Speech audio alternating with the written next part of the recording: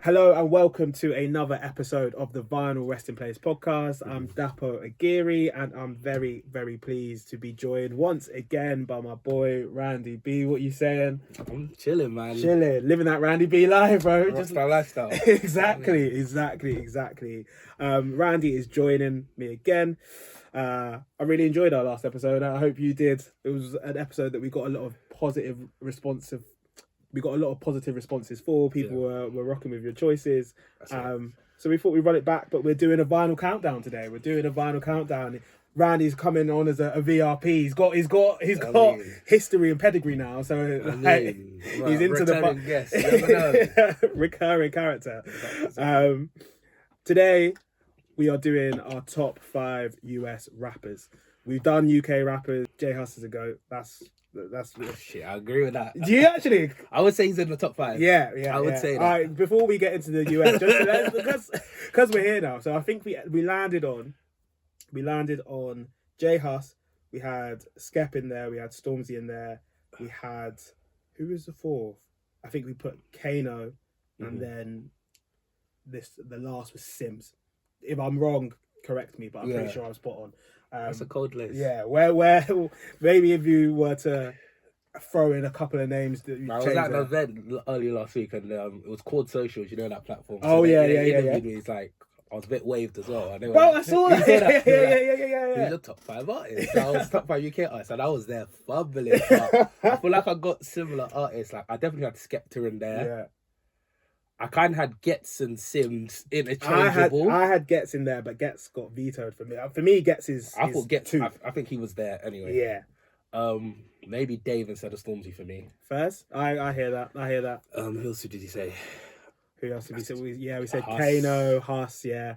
But I feel like people are interchangeable. Like Kano, Gets, Wretch. Yeah, like it's difficult to throw it's all hard. of them in there. Yeah, it's true. Who else? I think Jared threw in Gigs at some point in time as well. Yeah. But it's all very. It's difficult. All I know is Huss was my number one, and he will be my number one. Yeah, literally, I actually can't change it. We just did our top 10 J Huss songs. Yeah. So I went back through the discography, and I was like, this guy is on different stuff. He's another worldly, but. That's not what we're doing today. Okay, That's not what we're doing today. Back to the center. Yeah. Obviously, your last episode we spoke about J. Cole in quite a lot of detail. Yeah. I'll be interested to see whether he makes your top 5 or not. But before we jump into our list, are there any artists that are definitely not making your list that you think are worth a mention to serve a shout out? Well, I kind of did my list weird. Like I did what I feel like the top 3, top 5 is, and people in that era. But a big hole I kind of saw was like the artists are unfortunately deceased, man. A lot of the American artists have died in the last few years, and just like their trajectory. Yeah. So let's take like Pop Smoke for example. I wouldn't say he would be in my top 5, but Pop Smoke had another 10 years worth of back catalogue. Yeah. Even a couple more years, like to see where Central C is now, and then you got Ice Spice and Cash Cobain. You got New York Open Up. In my head, Pop Smoke's number 1 right now. Yeah. But I feel like when he was alive, all these people that are coming through now, were not like touching it. They were nowhere near. So like the fact that it's now the genre and the style of rap is coming into like a bigger prominence in a more global sense. Yeah. He would have taken that 100%. to the moon. You got the New York, his ready UK influence. The ladies love Pop Smoke. Yeah. I thought He Pop had Smoke the voice. Yeah, 100%. I agree. The other artist I said was X. Oh yeah, you know he didn't come to mind, but that's. I wouldn't say top 5, maybe, but as he was dying, like he was literally the number 1 artist on Spotify. Yeah, that's Gen Z, like personified. Yeah, he's literally this era like personified, and I feel like X, with everything changing now with TikTok, and then how the top 3's changing, and all these beefs, and just having an artist like that with how big like a Playboy Carti is now as well, the aesthetic, the image. Yeah, I mean, I feel like it would have been interesting to see what X would have done, and then obviously Juice WRLD as well, man. Yeah, fairs. Aesthetics, bars for days. Bars for days. Like, bars for days. Like, it doesn't actually make sense when you look at the artists, how they look like. You know what I mean? Yeah, like, I get you. My man with blonde hair should not be rapping like Eminem, but no. I love Juice WRLD. So yeah. I want to shout out all the deceased ones. No, fair enough. They could have been in there. They could have been there. And I feel like not only deceased ones, you're the angle that you've taken as well in terms of like generationally. Yeah. Well, it's like it's speaking to where we are now. Where we are now, which I respect massively. I have 3 special mentions as well. Yeah. I very unashamedly yeah. am an old man when it comes to my like taste. I'm an old head, and yeah. You have to be elevated in the new school for me to really, really rock with you. So that's a caveat for where my music's going. So my special mentions, first of all, I'm already prepared to get absolutely roasted for this just in general. But Jay-Z is not going to be in my top 5. Jay-Z he's in my special mentions because he's Jay-Z, and the back catalogue is untouchable. I get it, but when I was saying that it's what I listen to, and as time has gone on, especially when I look at like the Blueprint and I look at older Jay-Z, which is probably what I prefer. Yeah, I do not listen to those projects as much as I do some of the artists that are going to be on my list. That is why, like, taking nothing away from the man that is not on my list. Joey Badass. Joey's crazy. Joey's crazy, and I think the reason why he was a late addition and almost made the list. The reason why I think is actually the longevity, and I know this is supposed to be just about the music, but like I've been following Joey Badass since he dropped 1999. And bro was 16, and he was one of the craziest spitters I had ever come across. Like, it's in my young life. I was like 14, 15, being like, what is going on? Now he's a grown man, and he's actually still making quality music. Definitely, like, Joey Badass is a top pick, and I feel like obviously his catalogue isn't as extensive as you think it would be. 1999, sorry. We've got I want to say Summer Nights. Yeah, you got Summer Nights. Crazy. The Badass, because even the ones like the middle ones, he did the B4DA before the money, yeah. Before the money, yeah. I like that album. I like that album. Do you know what? I kind of like All American Badass as well. Yeah, there are tunes on there that I can really get behind, and then 2000 had slaps on there. 2000 slaps, bro. Yeah, 2000 is, it's not like I don't like the fact that it's a continuation of 1999, because I don't feel like he's rapping the same. Like, the style is different. 1999 is I don't think he'll top it, but look at it as a standalone project. It's bangers on there, and that's 10 years worth of career quality, and it's quality over quantity. That's what I think that he's I wouldn't put him in my top 5, but I've always really respected Joey Badass, like, especially at the young age. I mean, just like open me up to different influences, and just I think just appreciating New York hip hop a bit more. I feel like around that time I was listening to like, hip hop and like US stuff, and I was listening to J. Cole, and I'd listen to Nas and Biggie and Tupac. But I know Joey Badass was just like a fresh take, and someone similar to our age group as well. Exactly, and how mature he was. That whole like the Beast Coast era, like Pro era, Flatbush Zombies. Like, bro, I saw Flatbush Zombies live, and it was one of the nutty. When gigs used to be gigs, when people used to go off, ape shit. Yeah. And I was there, and at 16, 17, that's all I wanted to be involved in. Like, was that kind of immature sense of music was right up my street, and I was the talent was there as well. But agreed, I don't think top 5 worthy. Exactly. Even talking back to Joe Badass Pro era, that era, I think one of the first concerts I went to was CJ Fly Jazz Cafe. So it's like 200 people. Yo, I'm like probably like 60 maybe. Like, he's like smoking. This is sick, is it? This is what I want. This is what I'm looking for. This is the Randy V lifestyle we're talking about. Exactly. You know what I mean? We're smoking on stage, we're chilling. Yeah, chilling. Everyone's having a good time. You look like you're having fun on stage. We're having fun in the audience. Facts. Yeah, I agree. And then my last one, this is a very personal pick, and on the pod, I think it was on a TikTok, or maybe it was in an episode. Yeah, I was giving him a bit of corn because I feel like the quality of music is decreased. But I I am an obsessive Action Bronson fan. Bronsolinho is, and the thing for me that what again, like going through this process and trying to like pick and choose. The reason I decided to give him a special mention, is I don't think he gets enough credit for the beat selection.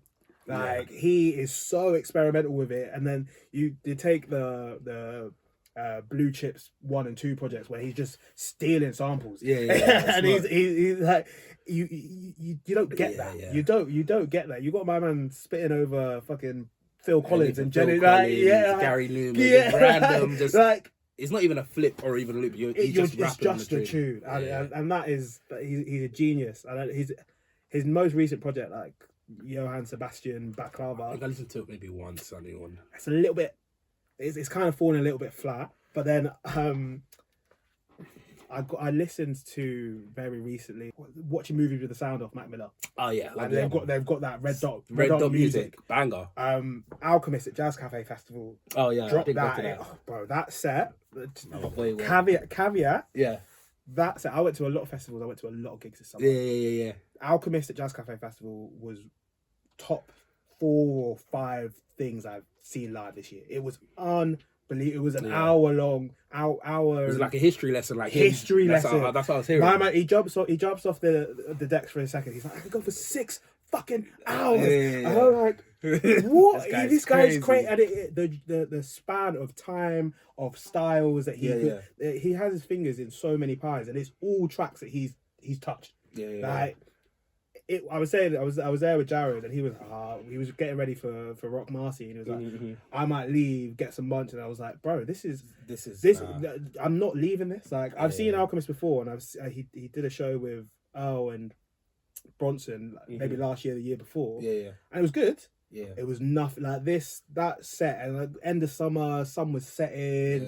Everybody in there in this greenhouse stage, everybody was like a hip hop fan, locked in. It was special, man, special. But I can see why you put Action in them, because obviously they was closely linked as well. I want to say, forget the name of the album where it's like the cartoon. Is it Sorry Something Mr. Bronson? Something like that. Mr. Wonderful. Mr. Wonderful. Yeah. I would say around that time, Alchemist had this Israeli salad album where he like exclusively got like these Middle Eastern samples. Yeah. I remember like listening to this and then listening to that album around the same time, and I was like, this guy's tapped. Yeah. Like who does that? Do you know what I mean? So to see how everything's gone off now, even this year with the whole Kendrick beef and everything he's done with Conway and Schoolboy and Boldy and Navy Blue, it's just like Alchemy, that project, Voir Dire.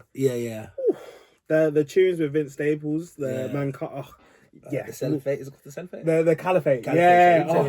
Bro. But unbelievable. Yeah. Sorry, tangent. But I needed to get that out. Nah, I hear that. But Bronson is that was one of my again, when I was like 16, 17, one of my first hip hop gigs I went to at the Roundhouse. Yeah. When I was starting to get into going to live music, we were front row. My man does a stage dive. He's throwing boxing.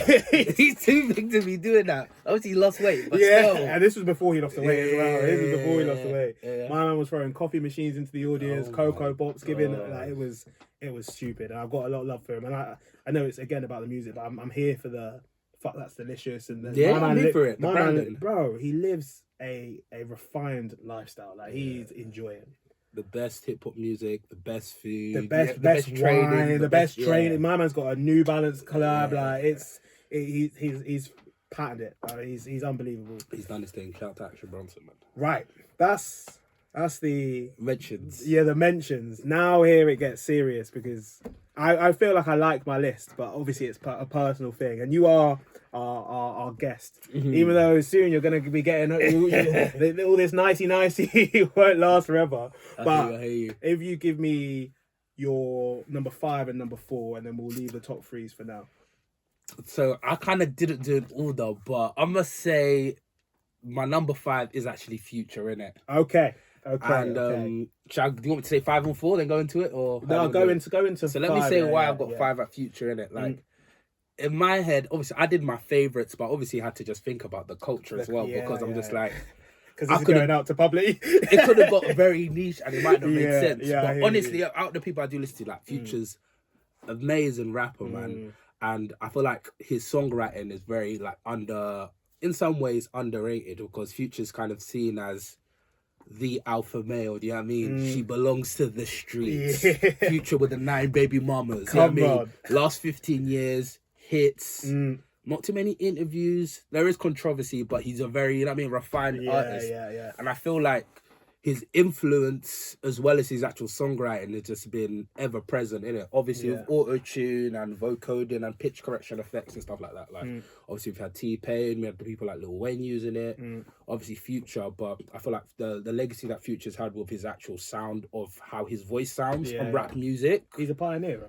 Definitely a pioneer. Obviously, people do like to give a lot of credit to other artists if it's like a Drake with the singing and rapping and this, that. But I feel like Future actually fused it. Yeah. It wasn't like there's a singing hook and then there's someone's rapping. It's like Future's that same voice, he's giving you the hook. It might be different, but he's rapping the same. He's giving the bars. Yeah. I hear it. And still to this day, 2024, I'm walking around Deptford, mixtape for Pluto. I'm seeing poster live in the ends. The clout is still there. I feel like image, swag, artists he's put on. I respect it. It's got to be Future. It's got to be. I feel like, because I wouldn't have put Future in my top 5. I'm glad he's been mentioned. The one thing I will say, I don't know how I feel about mixtape Pluto. Why is that? And maybe this is my fault, but I feel like I like to see progression, and I don't necessarily feel like this. It's not lived up to previous discography, and it's a victim of your own success sort of thing. Do you know what I mean? But like for a couple times I listened to it through, a couple tunes sat with me, and I was like, yeah. But normally, I like to take 5, 6, 7 songs off a project to really class it as like, I rate it, and it didn't resonate with me in the way like things have in the past, for example. I hear you, but I feel like with mixtape Pluto, the way I like throwing it as like, Future's a quintessential trap rapper, like trap beats, 808, Metro Boom, and Southside, Sunny Digital, and Future rapping. There's no difference to me as that. It's like Nas rapping on boom bap beats, innit? Yeah, I hear it. Yeah, I'm not really comparing like Nas rapping on King's Disease 1 or 2 to Illmatic. No, because you can't really do that. But just to understand that this is somebody going to their bread and butter. And I enjoyed it for that. I didn't have a lot of like. I had a couple tracks I really liked and I thought were a bit different for Future. But for mixtape Pluto, but generally speaking, I say Future just he over delivers. We've got so much music. I mean, we had We Don't Trust You this year as well. 3 albums. We Don't Trust You. We Still Don't Trust You. Yeah. Oh shit. Yeah, that's so true. 2 albums. Yeah. With the whole Kendrick Drake brief. Yeah. Like that started it all. I hear it. So for me personally, I would say Future in it. Yeah. He could be higher. He could be higher. But I feel like 5 is paying the respect that it deserves. Exactly. Yeah. Number 4. Yeah. So I don't know. I tried to categorize certain people. So I feel like 5 could have been like Future, could have been like a Travis, could have been a Carti. Okay. But you're paying homage to the sounds. Yeah. Exactly. I hear it. So with 4, I was kind of like in between Tyler and Earl. Okay. So I tried to like get different type of people in there, but I did end up going with Earl Sweatshirt. Come on. I had to. Talk to me. For me personally, with Earl Sweatshirt, like when I grew up, I wasn't really the biggest Odd Future fan, strangely enough. Like, I don't know, like early 2000s, as a 2010, sorry, I was in different pockets. I don't really feel like I jumped all the way on the Odd Future wave. It might have been 2015, 16. I kind of came back into it. Around the time I was listening to more underground hip hop and stuff, and just listening to like, I don't know, MF Doom or like Madlib and shit. Freddie Gibbs. Freddie Gibbs. Oh, Freddie Gibbs could have made it as well, but it's just he still might. I don't know. I didn't even think about Freddie Gibbs. Yeah, Freddie Gibbs was Pinata and Bandana. This is what I'm saying. Those 2 albums, they did Project 6 this year. Yeah. Was that the 10 years? It was. I should have pulled out. Silly show. That's what I'm saying. And that actually annoyed me because people didn't appreciate like listening to Shame live was like one of the best things that I've done. That would have been crazy. You're making me think about Freddie. I hadn't thought about him, but that's what I'm saying. When I wrote it, I was kind of like, okay, cool, I need 5 to be my kind of pick that is like music I listen to but reflects, the generation, the era. You got to keep at least one of those artists in there. So I was like Future, Carti, Yeet, Travis, that type of era, even Thug, but I bought my Future. And then 4, 5, I was like Freddie, maybe Pusha, maybe Earl, maybe Tyler with the new album. But I haven't got to the new album. I don't know, stuck. I'm gonna say Earl / Freddie Gibbs. Because I really like Freddie Gibbs. I really like Freddie Gibbs, but then for like his publicity his kind of image has kind of gone downhill with his whole whatever issues he had with his baby mama and Benny in the last year or two. But besides that public image, the photography is hench. Yeah, it is. Especially the last 10 years. Even before that with like ESGN and Cold Day in Hell, all these mixtape projects before. But 2014 to 2024, Bandana, Alfredo. What's the joke with him in Currency? Fetty, I think. Just it's dense. It's dense and it's top quality as well. Like he doesn't ever dip in his consistency. That's what I'm most impressed by. I would go Earl. I would say it's hard. But I would go Earl. Because I see these people in similar worlds. I know they're completely different worlds, but I kind of see similar worlds. I feel like if I said that decision, you can't really hate on it. You can see the logic behind it. You know what I mean? Like it's very interchangeable. So top 5 in it. But for what I actually like, click play on my Spotify. I listen to O a lot, but I listen to Freddie Gibbs a lot as well. Fairs. So don't play me out there, okay? We're getting Freddie Gibbs and all that. You know what I mean? But stop playing with me. Right, all right. Let me give my 5 and 4. So my 5 is difficult because what brings me to him is a wide array of things. But I'm just gonna say, so my 5 right now is Killer Mike. Okay, I hear it. So Run the Jewels. Yeah. I don't think have missed. Personally, the projects of them, people don't like Run the Jewels 4 at all. I'm here for it. I like 4. I think Run the Jewels 3 is incredibly underrated. I like 3 a lot. I think Run the Jewels 2 is the one. Yeah, that is just like a different level of like the combination of them worked so well. The beat selection, their bars, they had their punchlines. It was experimental. There wasn't anything sounding like it before. Like it was funny. It was everything that I wanted an album to be. And the old school Killer Mike, that's what got me into it. Like I then started to do my digging. I pledge allegiance to the grind, rap music, pledge, like all of that. He had that dirty South side of him, which was if you're not in that area, it's more like localized. It's not widely known. Regional type. But he's got super talent. And then the thing that kind of made him and solidified him as 5 for me is Michael, that came out in 2023. That album's very beautiful. Good. That album is what I like about it is it shows the different sides of him. Like he has the youthful like rough like that struggle side of it. Yeah, he got his status. Run the Jewels is like that's super group. That's elevated his level. Yeah. And then Michael is now he's an adult man. This is a grown man album. It's a grown man album. The features on it, the musicality behind it, the intro, the first track, Down by Law with CeeLo Green. Yeah, crazy. I remember I was on the bus to the gym. And I was like, oh, Killer Mike drop. Let me just it took me away. I hit PBs in the gym. I was grinding. It was unbelievable, bro. It was unbelievable.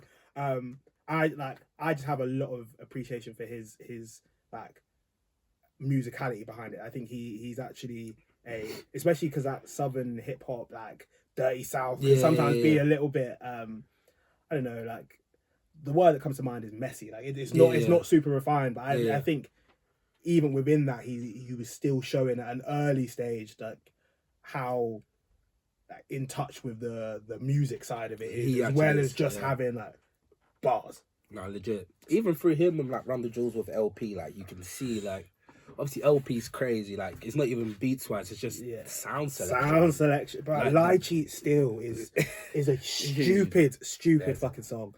Legit. Yeah, just even the style of his production. Like more electronic versus it is sampled, but still that kind of electronic industrial sound. Yeah. Compared with like the grit of Killer Mike, super dope. Yeah. And I feel like on the last album, Killer Mike really just, I mean, show and prove, man. He's got the critical acclaim to prove it, man. Crazy tunes, talk about Future on there, Free Stacks, CeeLo, Aaron Allen, Cocaine, everybody. You know what I mean? Like it's stacked. It's a hip hop album. Yeah, I mean, it is. So I can understand Killer Mike. It's a Grammy award winning hip hop album. Like, that's it's everything you need to say. But my number 4. This is probably my version of this could be Earl Sweatshirt, but it's not Earl Sweatshirt. Who's it? For me, who I listen to more than anything, and it's Mac Miller. Okay, that's because I said the deceased people together. I didn't put Mac in there, but I should have. And this is the thing. And again, I think there's difficulty. Exactly, the difficulty is there's what could have been, and there's definitely a nostalgia piece for me where I found Mac Miller when he was doing Blue Side Park. Yeah. Me and Mac Miller are pretty much the same age. Yeah. And like the music that he was making then appealed to me then. Like it was very backpack rappy. It was very like childish. It was very like I don't give a fuck. I'm just gonna chill with my boys. Like fine, happy with that. As we move forward and as I've grown up in my music taste and my like appreciation for hip hop as an art, for rapping as an art, for production as an art, so is he. So you then get to the levels of the divine feminine. Then you get to swimming, and then you get to circles where you're like, you're actually you were just some kid from Pittsburgh, just like, rapping, we're smoking weed and skateboarding, and do you know what I mean?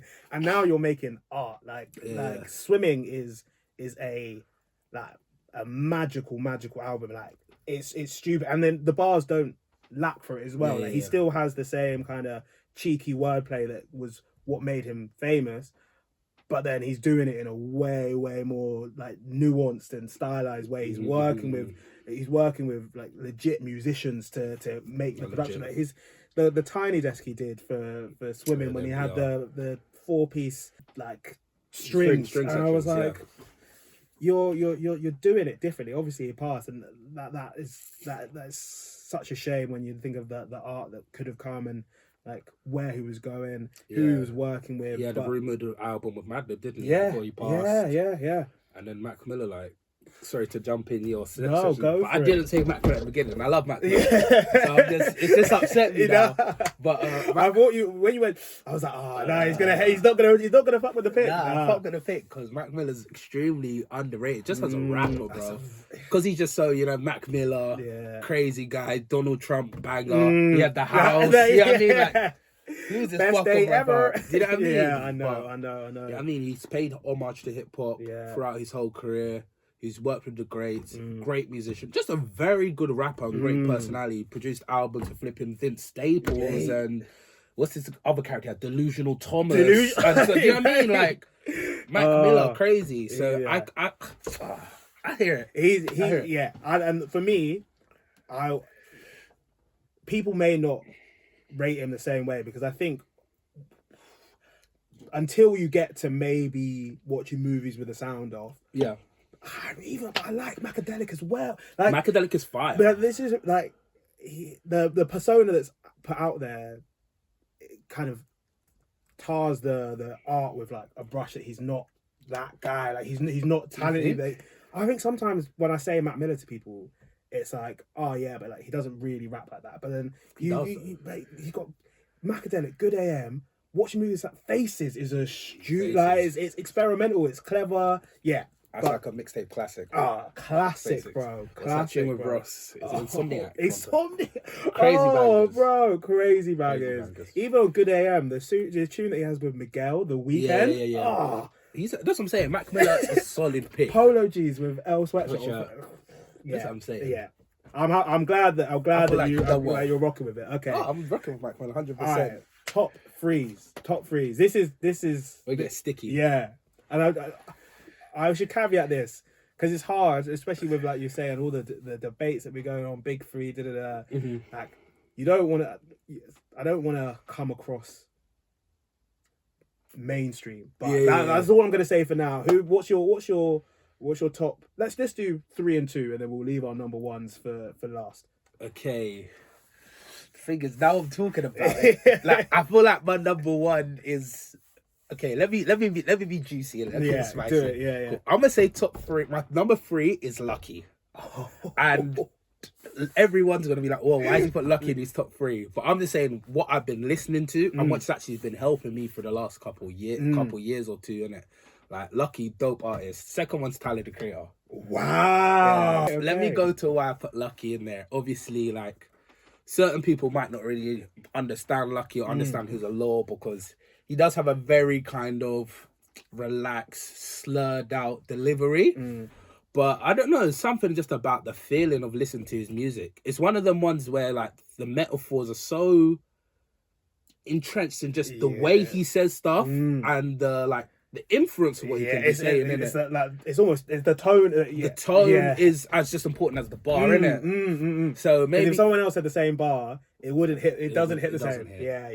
Like Lucky, you can just be there 12:30, coming back from your little night out, your little friends get together, and you just slap Lucky on. You're feeling a little tipsy. Like for me personally, he ends up sounding like Eminem or something. Like every bar is just like raw, and he's saying the most simple stuff in it in terms of the most stuff that is as true and authentic about life, innit? And I think another thing as well, paired with his production, I feel like his production is criminally underrated. Obviously, everyone likes to say Kanye West or Jay-Z or, as you said earlier, Action Bronson or Rick Ross or who has the best beats. But in terms of like actual more trap beats or more beats that aren't too centered around traditional hip-hop or more lean over to trap or other some genres, I think Lucky's the musicality of he's allowed to, like, the spaces he's allowed to get into along with his voice and feeling. It's kind of like a sneaky, I don't know how to explain it, it's just a feeling. It's like this should have banged as much as it hits. Scratches the itch. It scratches. I hear you. So that's what I personally would say Lucky in it. There could have been other artists that could have gone in there as artists I've referenced before, but if I pull out my little Spotify, I'm gonna see what I'm listening to. My top two is probably gonna be Lucky, Future, whoever's my number one, innit? So okay, I'm gonna go Lucky. And then Tyler. As I said with my old pick, my old / Freddie Gibbs, like there were so many people to pick from. I feel like Tyler's been underrated, innit? And I feel like he hasn't really been given his flowers. And me personally, I do feel like it has a lot to do with his earlier career and persona. I agree entirely. And I feel like if he came up with a similar level of maturity or whatever artist development he did, say from 2011 to maybe 2014, 15, out now, I feel like we would see him in a different light. Yeah. But seeing... I like it. The original old Future stuff. The Goblin. I like Cherry Bomb. It's not perfect album. It's not amazing music. It's not like he didn't hit the nail on the head. But you don't get people who are gonna make an album like Cherry Bomb. The fucking Darkisha. It's trying something different. And for the most part, as much as it's abrasive and it's harsh, it slaps. It slaps. I get you. Sorry to cut jump in. I mean, it's he deserves his flowers. He does deserve his flowers because similar to what we're saying about Mac Miller and a lot of some of the artists on the list, like to be able to actually juggle rapping at a certain standard and then having the foresight to know that you can produce or play keys or have a foot in the door in terms of production, but actually getting the right songwriters or with you, or the right feature or the right other producer to complement what you're doing, musician, if they're known or not. I feel like it just helps with this world building. And I feel like Tyler, the Creator, and every single project, even though I haven't listened to the new project yet. Have you not yet? I haven't. I'm waiting. What are you waiting for? Just the right time. I need to be sat down. I personally... I think it's one of his best. I wouldn't be surprised. I think it's one of his best. I think for me, so my hot take with Tyler, I think Eagle's overrated. I hear it. I think Eagle's overrated, and I think it's that my stance on Tyler is kind of the inverse of what that the general public is thinking. Where I grew up with Goblin, and Yonkers was like one of my most played songs ever. Like I was listening to. I was a big fucking Hodgy Beats fan. Do you know what I mean? I have an affinity for that style of Tyler and what he brings from that sense and that personality. I feel like this current album, it takes some of the more mature and stylistically musical elements of like an Igor or a Flower Boy or But it takes the old Tyler. But then it brings a bit more of the old Tyler personality in there, and I was like, that for me is a good match. I think it's too early. I still need to sit with it to say that it's. Like Flower Boy is the top for me, but like I love Flower Boy. Flower Boy is yeah. I mean, Flower Boy is it. You know, it shouldn't make a difference, but like you can tell when an album is like you walk into people's rooms and they've got the poster of that cover or the vinyls up on the wall. Know the vibes the vibes are back for me. Like, and this is it's a mad like combination to have, but there are two albums when I think like they are classics because of the impact that they had and like the visual element of it and how it fits in like as a piece of art to put on to have and hold, and it's Flower Boy and Dark Side of the Moon by Pink Floyd. People have this shit on their t-shirts. It's just everywhere. Like it's more than just like how good the music is. It's fucking everything. Like it's But that's what I do like Tyler as well, isn't it? Like obviously we were saying top 5 US rappers and stuff, but we're judging the music. Even you're talking about the other elements, just thinking about the longevity of the album covers and the art, the aesthetic, the videos, the world building, even from Cherry Bomb time, even before that, even the content side with him and everything with flipping Adult Swim and Odd Future and everything. He's a creative, bro. He's an all-encompassing creative, and I feel like that needs to be credited because he's still relatively young. There's not many artists that have tried to do that and have done it to his level of success. You know, the world building with the music, the fashion. Like I was on Carnaby Street going past the golf store. Yeah, you know what I mean? It's great. Like he's got his festival. Like he's and it's crazy. Yeah, and we've had legendary moments from it, and I don't feel like Tyler Creator gets enough credit for that. So that's why me personally, he had to be in my top 5. Yeah, and I listen to him pretty often as well. No, I hear it. I respect it. I'm happy with it. Yeah, my 3. I'm curious. Yeah, 3 and 2. Sorry. Don't stress. My 3 and 2. So my 3 is J. Cole. Okay, I hear it. My 3 is J. Cole. And I know we still may do our best albums of J. Cole episode at some point in time. But I think after we did your episode, I kind of got back into listening to his projects going forward.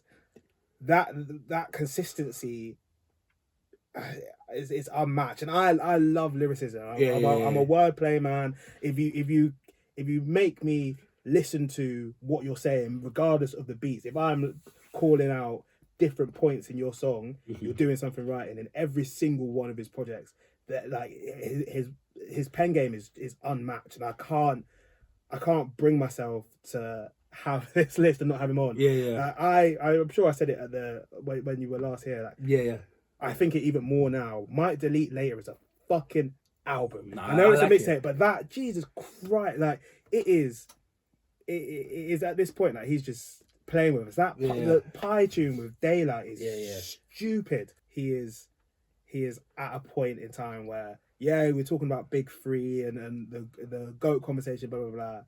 I feel I can confidently say, in terms of bars, he is my favourite rapper. Like, he is the best for me. I hear you. I feel like, in terms of just rapping, let's take away... Obviously, I like Kendrick Lamar. I like Drake. Let's take away Drake and the singing and the songwriting. And obviously, it's hard, but I mean, just strip him down to... Put it away. Same beat, we're writing.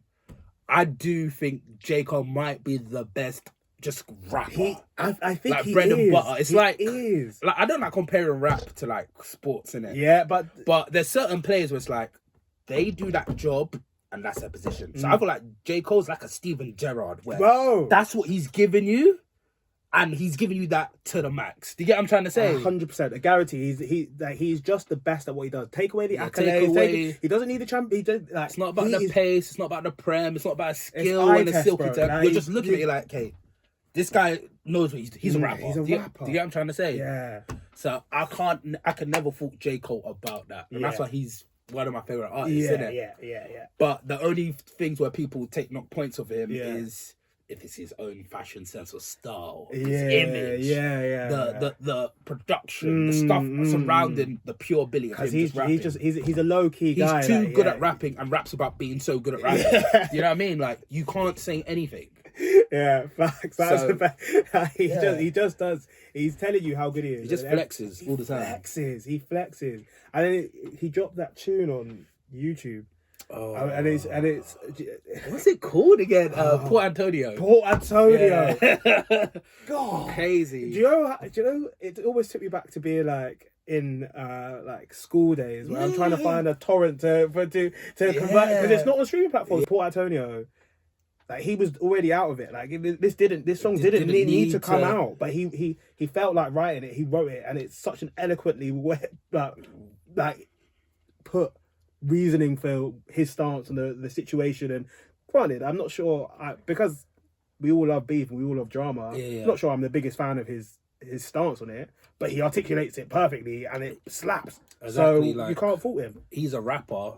To talk about an issue, what do you expect him to do? Do up Twitter fingers? Do you know what he's I mean? Going to rap about it. So I don't think people should slate him for that. Yeah. And I feel like the soundscape he picked with the I think it was on Dead Presidents or another Nas song, that kind of piano, the Cleo Soul sample in there, and it's literally a J. Cole tune. Do you know what I mean? But it's just quintessential J. Cole. So I fuck with J. Cole. He's got to be the fall off is coming. That's the last. Might be the last album. If he drops out his last album and it does well enough, even if it's not crazy numbers, but just respected, he's fine. He's done. He's like, fine. Yeah, you have your flowers, go walk off into the sunset, enjoy your life, bro. Chilling. Yeah. Go and play basketball in South Africa. Right? Whatever the fuck you want to do, bro. And then my number two is Nas. Okay. Cool. My number two is Nas, because for me, like, Illmatic is like such a big piece of me getting into hip hop as an album. Like, my brother showed it to me. Like, it was something that we like bonded over and like would play over and over and over at the yard. Like, it was sick. I went to the 20-year anniversary show at Lovebox in 2014. I've lived with that album for a long period of time. And then, as much as I don't think he's ever matched that level of project, but I think it's similar to like with Joey in 1999. It's like when you come out the gate, exactly. Like, but then you've got It Was Written. I rate all the King's Diseases. Personally, I rate all the King's Diseases. I think King's Disease 3 is a really fucking special album that we didn't expect him to come out like that. Like, and I think it's very easy to like judge someone based off their past works and be like, oh, it's not as good as that. It's not as good as that. But then Illmatic came out in 94. It is difficult to stay hungry in 2022 and release King's Disease 3. Like, and that album, it's not like Illmatic in terms of like, it's so Illmatic for the time was versatile. Different producers. But I mean, in terms of like King's Disease and Nas 30 years on rapping on Hit Boy trap beats, you know what I mean? You know what I mean? Chauncey Hollis going, I know. It's a bit nutty, to be honest. It is, and that for me, this is like a sign of respect, because I would say of the people on the list, I listen to Killer Mike more. I listen to Mac more, and I probably listen to J. Cole more. But I have a devout appreciation for Nas, and like, this is where the impact and the longevity and the wider like godfather of a genre sort of thing comes into me, and the nostalgia element comes in. So that's Nas is always gonna. And to be honest, it's 30 years now for Illmatic. I'm pretty sure he's doing another tour for that. But I forgot he's got 2 dates at Royal Albert Hall. I want to say. Which is so insane. Like, so insane, but like, too much. Him and Wu-Tang. That's what. Insane. Crazy. All right, number ones. You said yours is a little bit left field. So it's not left field. My number one is the top big three. All right, go on, talk to me.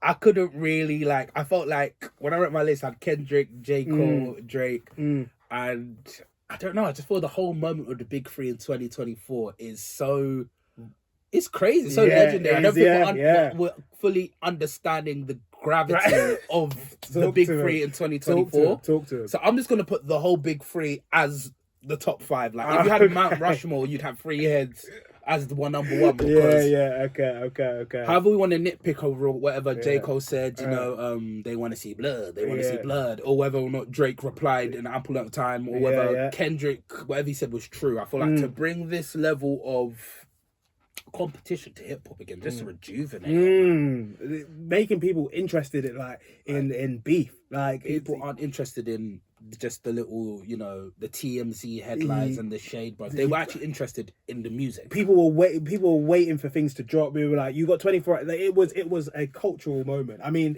my number one is Kendrick. So it's the same thing. It has to be. I would say Kendrick, but I do want to give importance to all three of them. And I feel like me saying, oh yeah, because J. Cole said that they saw blood, I'm gonna put him at number 5. Like I feel like it kind of underestimates or doesn't put enough emphasis on just that whole moment. Yeah, it was like hip hop's back. Do you know? And I think what someone said it to me a while back, and I think it's the most relevant way to describe it is that the reason we're talking about the big three is because they all have something that they do that they are the best at, and that if you were going to fight one of them in their arena, they would smoke the other two. J. Cole is the best rapper. Yeah. Kendrick is the best artist. He sees things better. And Drake is like straight. He's straight. The commercial. He's a businessman. Whatever it is to make something viral, to make something tap into public perception and capture the public's imagination.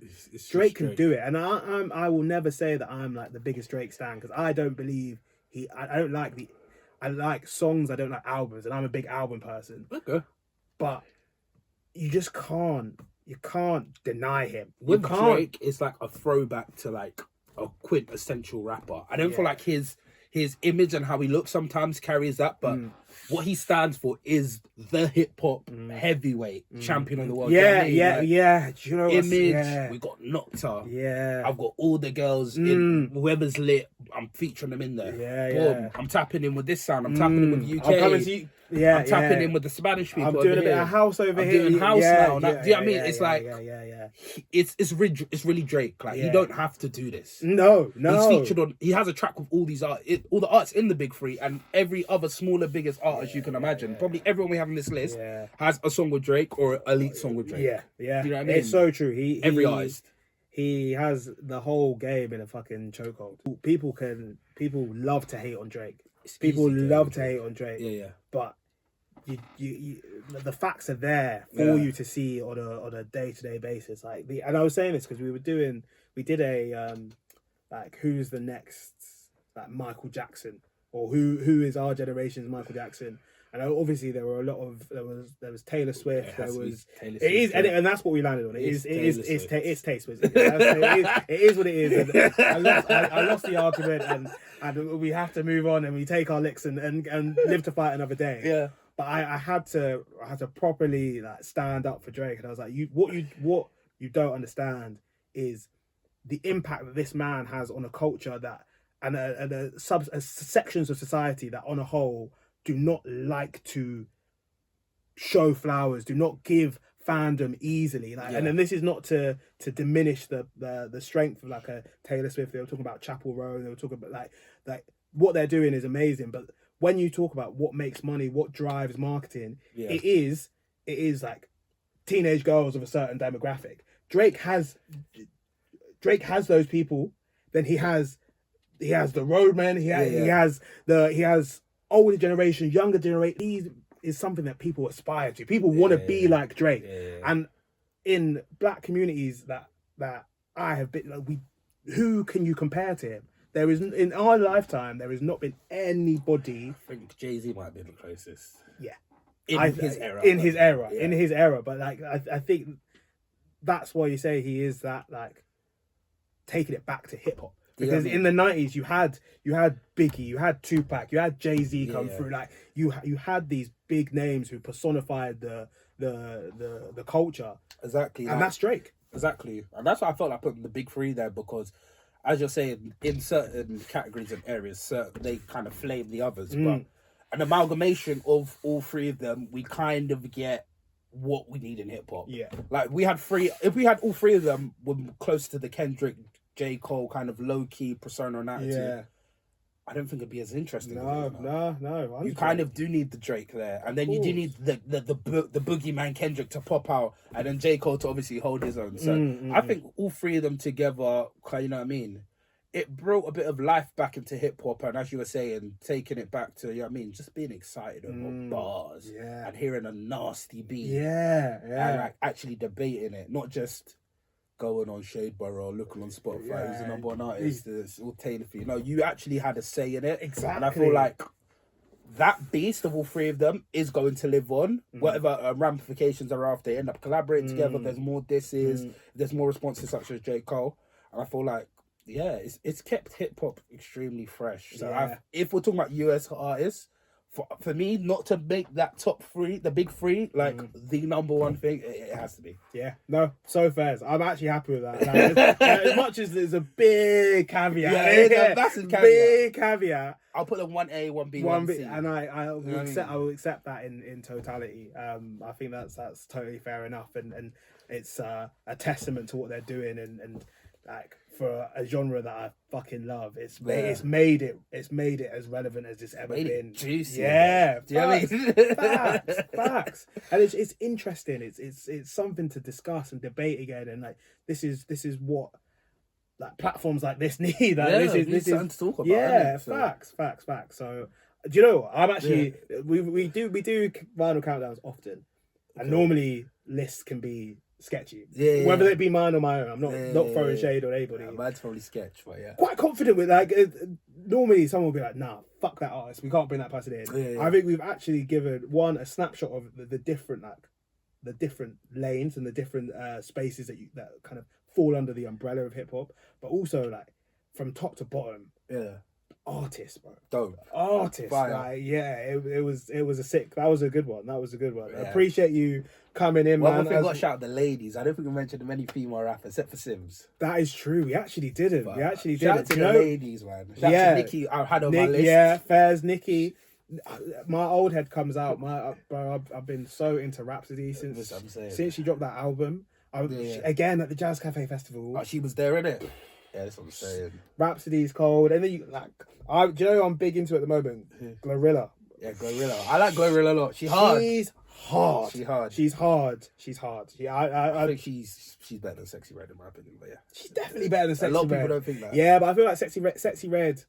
I feel like Sexy Red captures the imagination more. Like Sexy Red in terms of like the whole persona, image, everything is more, for want of a better word, marketable. But as a music man, now, Glorilla, she can bar. She's barra, and again, she's got a little bit of an accent, the twang, and everything going on with it.